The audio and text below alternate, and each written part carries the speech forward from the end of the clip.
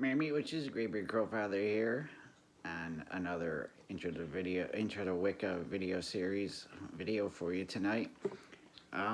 Starting off with a couple things that I've noticed. I've been seeing a lot of spam posts and garbage in the sub, so I'm gonna continue to crack down on that. I pretty much delete them as I see them, and then I will ban the one person or people or whoever it was that posted it.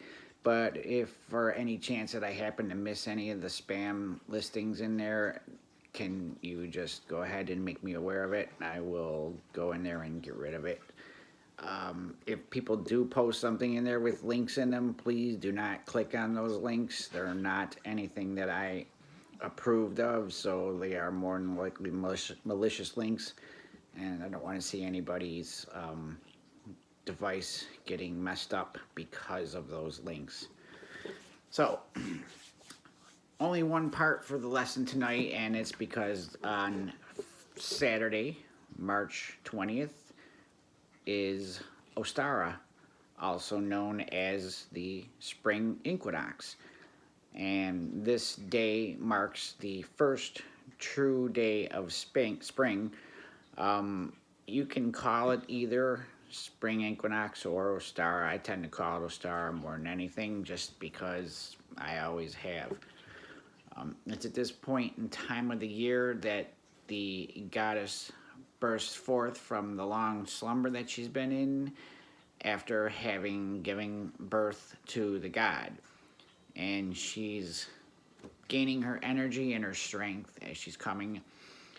The god at this point in time has been wandering the earth, and he is now going around and lending his strength and power to having plants and vegetation and animals to start to bloom or blossom or grow if they are animals.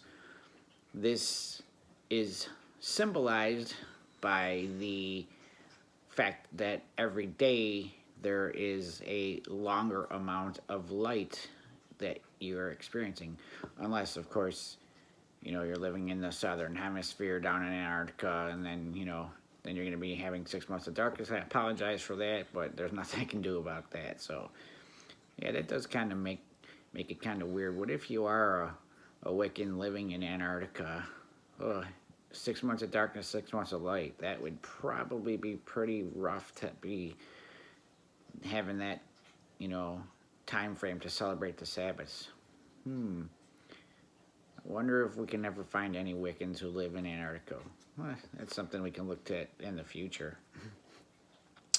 So yes, the longer hours of sunlight signify or represent the god and his growing strength. Now, Ostara is a good time to do magic which involves like new beginnings or plans for your future or anything that you want to do that involves growth. So maybe you want to, teach yourself or learn how to speak a new language. This would be a good time to maybe cast a spell or use some magic that can help you accomplish that goal. Or let's say you are a smoker and you've been trying like heck to really quit. This would be a good time to use a spell or cast some magic that will assist you and help you to actually achieve that goal. Stuff like that, new beginnings, goals. It's a good time of the year for it. Now, with your altar, if you have one that you have set up and you use, this would be a good time to decorate the altar with, some flowers, some spring water,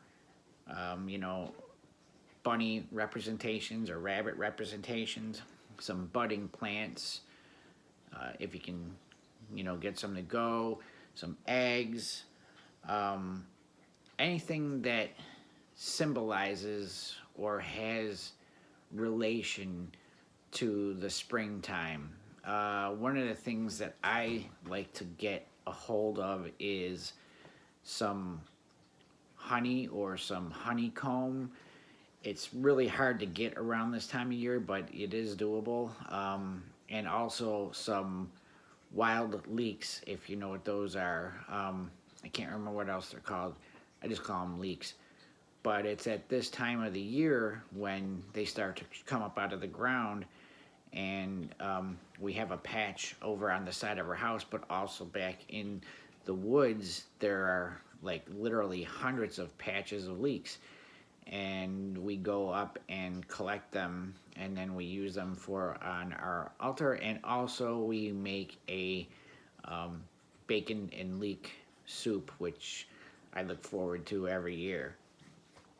And actually we do a ritual while we're making that bacon and leek soup. It's just to give thanks to the goddess and the god for bringing forth these leeks, which come once every year, approximately March-ish, April-ish. Now, I've got a visitor here. It's baby girl again, so come on, girl. Coming up or down? Oh, say hello to everybody. Okay. Okay, there you go. Now, if you're not sure what to do for as far as like, say you want to actually do a ritual, what I suggest is if you have an altar, set it up with what I mentioned earlier. If you don't worry about it. Again, it's not necessary. But what you can do is, you know, to actually do a ritual, I would say kind of pre-plan this ahead of time. I'll tell you what's going to involve, but you can, you know, take that information and use it as you will. So you want to go ahead and call the quarters, and then you want to ask the goddess and the god to attend. Now, at this point in time, you should have your own method of doing this, and if you don't have one exact, you can look back through a couple of the videos that I did in the past that will actually give you an idea of how you can do that. So call the quarters, ask the goddess and the god to attend, and then sit down or stand and meditate and think about the coming season, how this is going to actually, you know, affect your life. When you're done with your contemplation, then make sure that you thank the goddess and the god for the work that they have been doing for what's coming this way, as far as the season with everything starting to bloom and grow again. One of the things you can do while doing the ritual is you can actually maybe after contemplation, take the time to plant or make a small herb garden, or take some seeds for flowers that you want to come up and bloom, and I don't know, just have like a small little container and see if you can separate it into different sections and plant some herbs that you'd like to have come up, like some fennec or basil or dill or whatever the case may be, because you can use those in your ritual work down the road, and you'll have them available because of what you were doing during this one. Now again, as I mentioned, if you can get a hold of some honey, you can use that. And what I really try to do is get, if possible, some honeycomb. Now that's the actual, like a piece or a part of the hive itself that still has the honey in it, and those are a real treat. Now you can actually use that as an offering, or you can use part of it to eat yourself, or you can use, and then use another piece of it as an offering too. Now, if you've never had honeycomb before, it's very waxy. but as you bite into it, the honey just bursts forth. I don't know if anybody is familiar with, during Halloween, they have those wax lips candy gums. That's kind of the consistency of what the honeycomb tastes like, and you're not gonna swallow it. You're just gonna, chew on it to get the wax, or to get the honey out of the wax, and then you're gonna just discard the wax. No worries about that. It is all natural. It's not gonna cause any problems if you know, throw it on the ground somewhere or anything like that. There's a good possibility that the colonies of the bees that create it may even find and reuse that wax. So your ritual, your garden offerings, when you're done, then you want to make sure that you dismiss the quarters, and then you want to make sure that you thank the goddess and the god for attending your ritual. Again, this is not something that's set in stone, but I'm just giving you an idea of something that you may want to try or do for Ostara. That's all I have for that particular part tonight. Now, if you can do a ritual on the day and you won't be interrupted, or if you have a group of friends that want to, participate, then go ahead and get them involved in that. If you're only by yourself, regardless, do it. It's what we do, and it's very rewarding for when you do it. All right, now, the next part I have to talk about is, I know I said I was going to try and come up with an idea for the giveaway of the cauldron and the thami and the candles and the well water and everything.